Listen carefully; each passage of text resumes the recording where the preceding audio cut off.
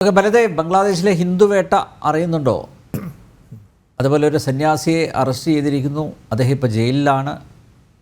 അവിടെ ഇസ്കോൺ എന്ന സംഘടനയെ നിരോധിക്കാൻ ഉള്ള ശ്രമം നടക്കുന്നു. കോടതി നിരാകരിച്ചു. പക്ഷേ ആചാര്യന്മാരെ ജയിലിലടക്കാനുള്ള ശ്രമം തുടരുകയാണ്. അഡ്വക്കേറ്റ് ബലദേവ്, ഇതുമായി ബന്ധപ്പെട്ട് കേരളത്തിലെ ഇടതുപക്ഷം അല്ലെങ്കിൽ വലതുപക്ഷം ഇവരുടെ ഭാഗത്തു നിന്നും ഒരു പ്രതികരണവും ഞാൻ കണ്ടില്ല. മാത്രമല്ല, ദേശീയ തലത്തിൽ തന്നെ ഇപ്പോൾ കോൺഗ്രസ് നേതാക്കന്മാരുടെ ഭാഗത്തുനിന്നും ഒരു ശക്തമായിട്ടുള്ള പ്രസ്താവന, ഇതിനെ അപലപിച്ചുകൊണ്ടുള്ള പ്രസ്താവനയൊന്നും കണ്ടില്ല. എന്തുകൊണ്ടാണത്, ആ മൗനം? കേൾക്കാൻ പറ്റുന്നുണ്ടോ? കേൾക്കാം. ഈ ഏത് രീതിയിലും ഒരു രാജ്യത്തും ഒരു മതന്യൂനപക്ഷങ്ങൾക്കെതിരെയുമുള്ള അക്രമങ്ങൾ നമുക്ക് ആർക്കും അംഗീകരിക്കാൻ പറ്റില്ല. ഇവിടെ ജനിച്ച മനുഷ്യർക്ക് എല്ലാവർക്കും സുഖമായി ജീവിക്കാനുള്ള സ്വാതന്ത്ര്യം എല്ലാ രാജ്യങ്ങളും ഉറപ്പു നൽകും. നമുക്കറിയാം, ലോക ജനസംഖ്യ ഈ 2024 ജൂലൈയിൽ 820 കോടിയാണ്. അതിൽ 31% വരുന്ന ക്രിസ്ത്യാനികൾ, അതായത് 250 കോടിയോളം വരും. 220 കോടിയോളം മുസ്ലിങ്ങൾ വരുന്നു. 120 കോടിയാണ് ഹിന്ദുക്കൾ. ഒരു ജാതിയും മതവും ഇല്ലാത്തവര് ഏകദേശം 150 കോടിയിൽ കൂടുതൽ ഒരു മതത്തിലും വിശ്വസിക്കാത്തവർ. പിന്നെ മറ്റ് പല ജാതിക്കാരാണ്.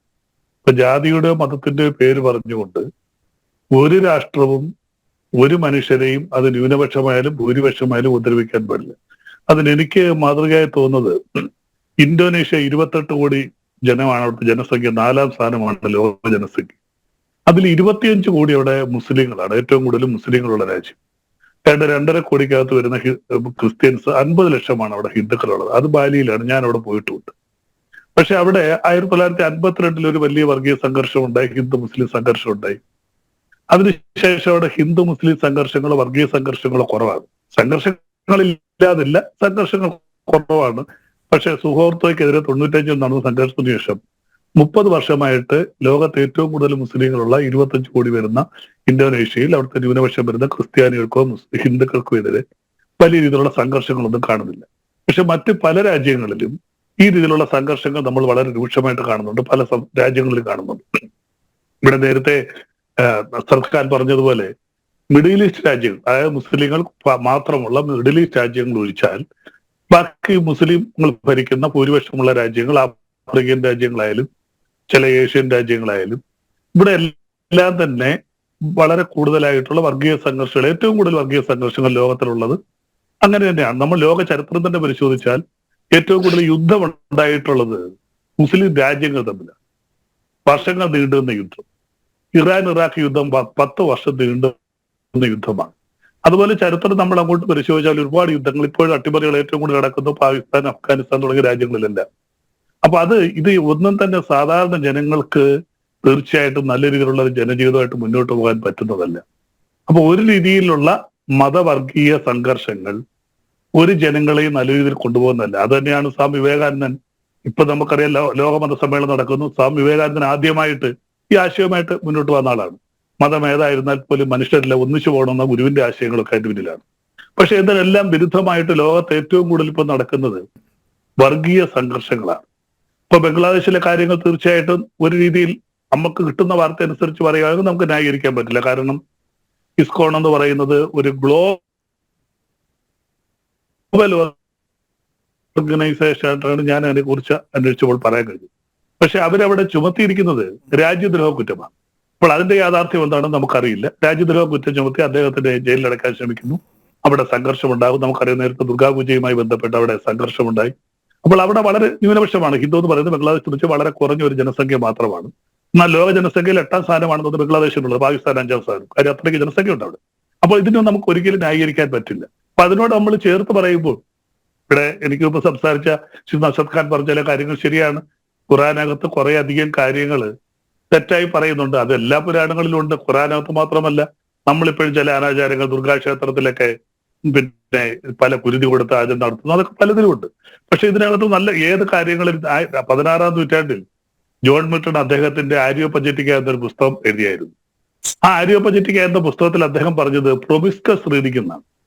ബ്രിട്ടൻ ഗവൺമെന്റ് ഇംപ്രിമാറ്റോ എന്നൊരു സിസ്റ്റം കൊണ്ടുവന്നപ്പോൾ അതിനെതിരെയാന്ന് എഴുതിയാണ് ജോൺ മിൽട്ടന്റെ ആരിയോപജറ്റിക്ക. എല്ലാം നമ്മൾ വായിക്കണം, സമ്മിശ്രമായിട്ട് വായിക്കണം. എല്ലാത്തിനകത്തും തെറ്റുണ്ടാവും, ആ തെറ്റ് കളഞ്ഞുകൊണ്ട് നമ്മൾ അതിന്റെ ശരിഭാഗങ്ങൾ എടുക്കണം. തെറ്റിനെ മാത്രം നമ്മൾ ഉദ്ധരിച്ചു എന്ന് കഴിഞ്ഞാൽ തെറ്റ് നമ്മുടെ പുരാണങ്ങളിൽ ഒരുപാടില്ലേ, എല്ലാത്തിനകത്തും ഉണ്ട്. പക്ഷെ നമ്മളെപ്പോഴും പറയുന്നത് എന്താ, അല്ലെങ്കിൽ നല്ല ഭാഗങ്ങൾ എടുത്ത് ഉദ്ധരിച്ചുകൊണ്ട് നമ്മൾ പറയുന്നു. നമുക്കറിയാം 6236 സൂക്തങ്ങളാണ് മെക്കൻ മദീന 86, 28 എന്ന് പറയുന്ന 114 സൂറത്തുകളിലായിട്ട് ഖുർആനകത്തുള്ളത്. അതിനകത്ത് എത്രയോ നല്ല കാര്യങ്ങൾ പറയുന്നുണ്ട്. ബനി ഇസ്രായേൽ 72-ാം വാചകം, ഈ ലോകത്ത് അന്ധനായിരിക്കുന്നവൻ പരലോകത്തും അന്ധനായിരിക്കും. അൽമായിദ 32-ാം സൂക്തം, ഒരാളെ കൊല്ലുമെന്നാൽ ലോകത്തുള്ള എല്ലാവരെയും കൊല്ലുന്നതിന് തുല്യമാണ്. ഒരാളെ രക്ഷിച്ചാൽ മനുഷ്യരെ മൊത്തം രക്ഷിക്കുന്നതിന് തുല്യമാണ്. അപ്പോൾ ഈ പറയുന്ന ഖുർആനകത്ത് തന്നെ വാചകങ്ങളാണ്. അപ്പോൾ അതിനകത്ത് ശരിയാ, കൊല്ലണം, മുസ്ലിം മതം സ്വീകരിക്കാത്തവരെയൊക്കെ നശിപ്പിക്കണം, കൊന്നുകളയണം എന്ന് പറയുന്ന തെറ്റായ ഭാഗങ്ങളുണ്ട്. അതിനെ ഞാൻ അതോടൊപ്പം തന്നെ അംഗീകരിക്കുന്നു. അപ്പൊ അതുകൊണ്ട് ഒരു ഗ്രന്ഥം പരിപൂർണമായിട്ട് നമ്മൾ തള്ളിക്കളയുക എന്നുള്ളതല്ല.